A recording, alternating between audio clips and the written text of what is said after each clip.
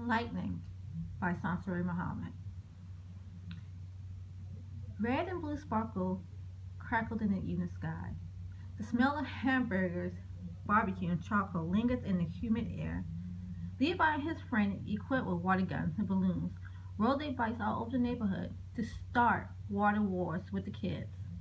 Everyone was celebrating Independence Day, but where Levi is from, independence is a hope and a dream. Levi is a 13-year-old rising freshman. His brown skin glistens in the sun, and his coarse curly hair whipped in the wind as he raced on his bike. The most fun he has had in a while.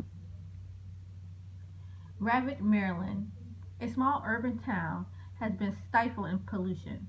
There is no clean water, awful health regulations, and big corps dump their waste wherever they see fit. Many children are stricken with debilitating illness, and many adults stricken with disabilities way early in life.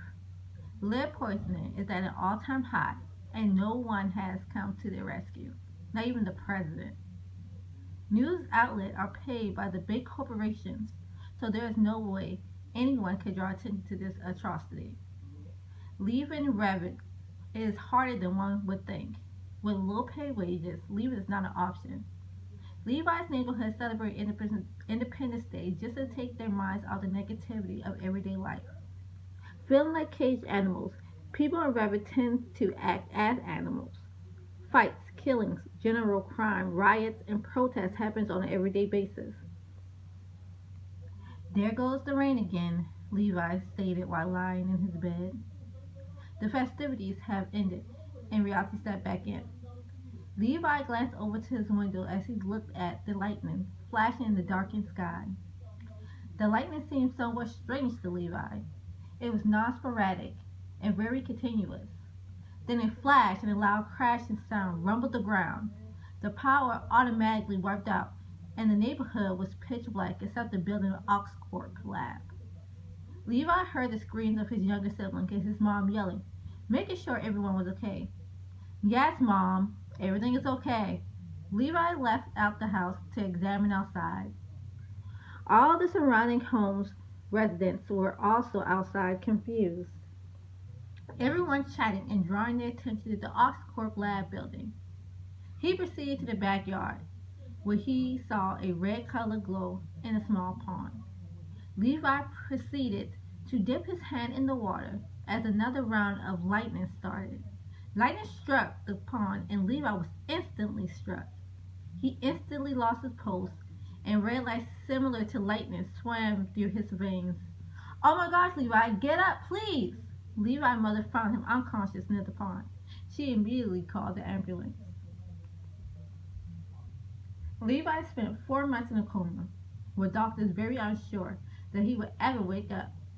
Levi's mother stood by his bedside every night and after her shift as a nurse. When she was there, she always had someone looking. When she wasn't there, she always had someone looking over him.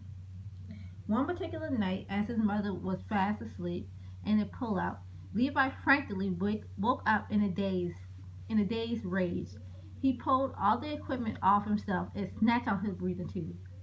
Every alarm went off immediately, startling his mother. Nurses and doctors on duty ran in. Levi was in a rage. He could not calm down. This once scrawny kid, who weighed only 119 pounds, is now built like a raging bull. His strength was admirable as he fought off the restraints of the staff. His mother was screaming for him to settle down, but she herself was overwhelmed with the miracle that her son was awake. One nurse was able to stick Levi a couple of times to tranquilize him. Several tests were done on Levi over the course of a few weeks. Doctors could not explain how Levi survived electrocution, nor could they explain his sudden strength. His mother was able to take him home. Levi sat in isolation in his room, barely coming out for food. Levi also isolated himself at school when school finally returned. Students whispered in the hall as he walked by. Levi's scar that ran from his face down his left leg was also a topic of discussion. Levi spoke to no one, which made him a target for bullying. Ray would pick on Levi, calling him Scar Boy, pushing on him, shout obscene things to him.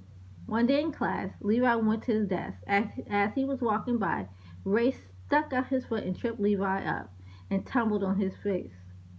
The class burst out in laughter. Settle down, class, shouted the teacher, trying to defuse the issue.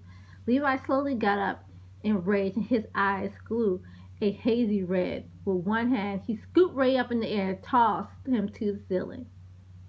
The whole room went silent. The teacher stood in awe. Call 911, one student yelled out. Ray stumbled up and spit blood out his mouth. He mumbled, let us get him. Levi felt a small, gentle hand on his arm, tugging him. Let's go now, the small, raspy voice said.